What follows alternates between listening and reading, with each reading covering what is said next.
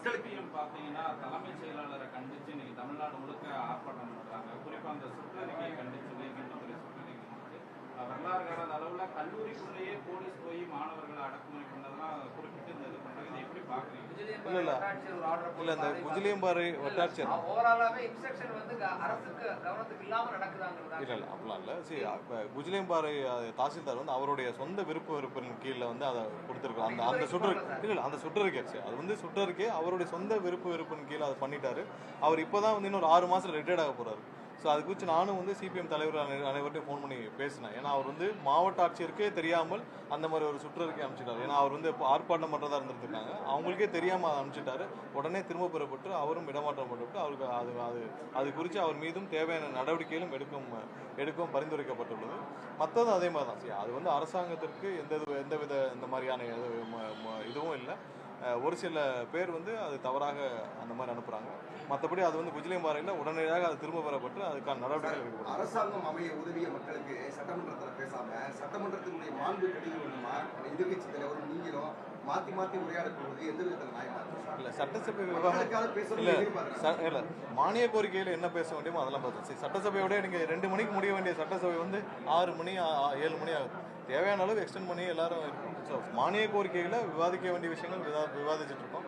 மற்றபடி எல்லாருக்கும் கொடுக்க வேண்டிய ஸ்பேஸ் முந்தைய காலகட்டங்களோட அதிகமாக தான் இன்னைக்கு சபாநாயகர் கொடுக்கும். அதை வந்து எதிர்கட்சிகளும் பெருசாக பாராட்டியிருக்காங்க.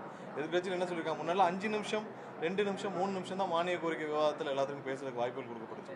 இப்போ 15 நிமிஷம் 20 நிமிஷம் 35 நிமிஷம் 45 நிமிஷம்லாம் எதிர்கட்சியுடைய திரு ஏவாவில் அவர்களும் பேசுறாங்க. ஸோ அது மாதிரி எல்லாருக்கும் தேவையான வாய்ப்புகள் கொடுக்கணும். வட்டாட்சியர் வந்து மாற்றப்பட்டாங்க. ஆனா தலைமைச் செயலாளர் கீழே கல்லூரி இணை இயக்கணும் அவங்க மேல ஏதாவது தலைமைச் செயலாளர் அவங்க மேல இல்லை அது குறித்து முதல்வர் ஆலோசிச்சு இப்போ தேவைப்பட்டால் கண்டிப்பாக அது என்ன நடவடிக்கை எடுப்பார். ஆனால் அது வந்து கண்டிப்பாக அரசுக்கு அதுக்கு உடன்பாடு இல்லை. சார் ஆரோக்கியமான விவாதங்களை தவிர்த்துட்டு கட்டூசி சங்கி இதெல்லாம் ஏற்புடையதா சார் சட்டமன்றத்தில் இதெல்லாம் பேசலாமா சார்? அதுல தான் என்ன கான்ஃபிளிக்ட்னா உங்களுக்கு சிபிஐ சிபிஐ சரி காங்கிரஸ் மாநிலத்தார் கூட அதை விமர்சிக்கிறாரு.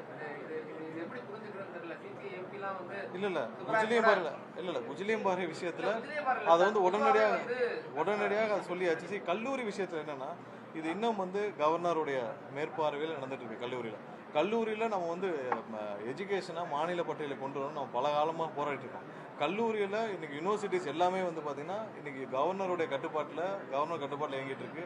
அதில் பல சிக்கல்கள் இருக்கு. நிறைய இடத்துல இன்னொரு ஜனவரி மாதம் வந்துச்சுன்னா நமக்கு எந்த யூனிவர்சிட்டியிலுமே வைஸ் சான்சலர் இருக்க மாட்டாங்க. ஸோ அதுக்கு நிறைய முயற்சிகள் எடுக்கப்பட்டிருக்கு. எல்லாம் சீரமைக்கிறதுக்கான நிறைய முயற்சிகள் எல்லாம் டெம்பரரி ஸ்டாஃப்ஸு எந்த அட்மினிஸ்ட்ரேட்டிவ் லெவலில் எந்த ஸ்டாஃப்ஸும் ஃபில் பண்ண முடியாத சூழ்நிலை நிறைய விஷயத்தில் இன்றைக்கி கான்வெகேஷனே நடக்கல, சர்டிஃபிகேட் கொடுக்க முடியல, நிறைய குளறுபடிகள் நிறைய விஷயங்கள் இருக்குது. கண்டிப்பாக அதை வந்து மாநில பட்டியலில் கொண்டு வரணும் தான். அப்போ தான் நமக்கான முழு கட்டுப்பாடு இருக்கும். ஸோ அப்போ தான் வந்து முழு அளவில் நம்மளோட கட்டுப்பாடோடு செயல்படும்.